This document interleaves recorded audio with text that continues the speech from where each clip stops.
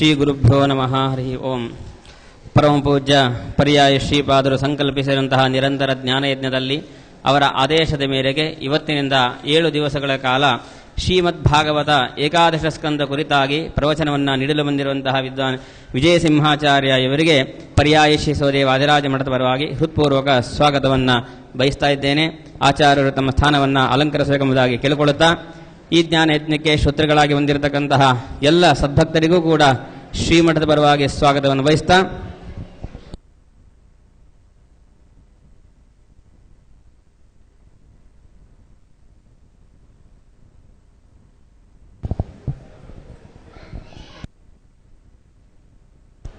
ಶ್ರೀಪಾದರಾಜ ಮಠದ ಶ್ರೀ ಸತ್ಯನಧಿ ತೀರ್ಥ ಶ್ರೀಪಾದಂಗಳವರಲ್ಲಿ ವಿಶೇಷವಾಗಿ ಸರ್ವಮೂಲ ಗ್ರಂಥಗಳ ಅಧ್ಯಯನ ಹಾಗೂ ಇತರ ಮಾಧ್ವ ಪೀಠಾಧಿಪತಿಗಳಿಂದಲೂ ಕೂಡ ಆಚಾರ್ಯರು ಅಧ್ಯಯನವನ್ನು ನಡೆಸಿರತಕ್ಕಂಥವರು.